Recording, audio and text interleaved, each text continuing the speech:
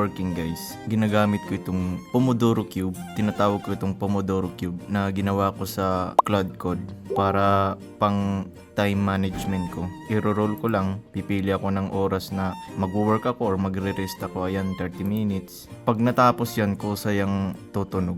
Yan, pwede mong i-pause, pwede i-reset, pwede mag-roll uli ng dice. Pipili ng minutes, 10 minutes, may 5 minutes, 30 minutes, meron nga 45 minutes. Ayan.